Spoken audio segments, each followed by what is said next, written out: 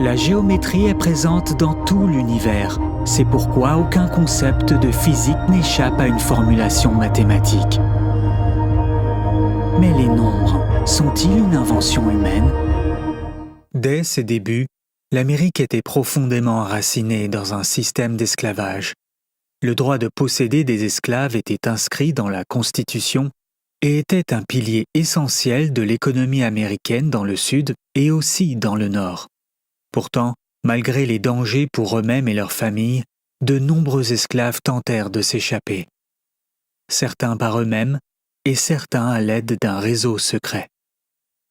Lewis Hayden est né à Serville en 1811.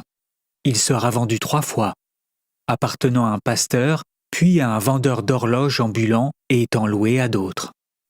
Jeune homme, il épousa une femme esclave nommée Esther Harvey.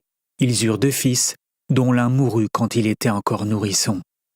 Esther et leurs fils survivants furent bientôt vendus, eux aussi. Et Louis ne les revit jamais. Érosion rapide, submersion marine. Ces phénomènes vont redessiner les littoraux du monde entier. Pour les villes côtières et leurs territoires, les défis sont colossaux. La combinaison de l'eau et de l'azote nous permet d'éliminer les odeurs et de laisser un parfum frais et durable. C'est ainsi que des millions de consommateurs peuvent sourire et respirer grâce au propulseur 100% naturel de Febreze. Ainsi, vous avez la composition de nos produits.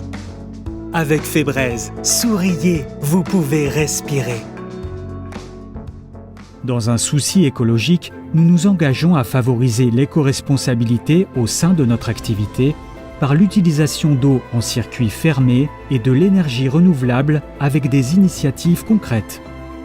Afin de rester dans une démarche environnementale fiable, nous mettons tout en œuvre au service de l'industrie de découpe de matériaux aéronautiques avec confiance et humilité. Développer un médicament présente de nombreux défis.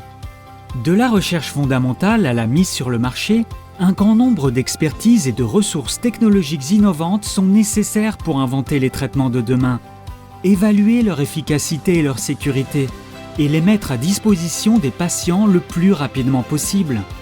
Le site Sanofi R&D de Montpellier regroupe des activités en lien avec toutes les étapes du médicament, de la recherche au développement jusqu'à la mise sur le marché de médicaments.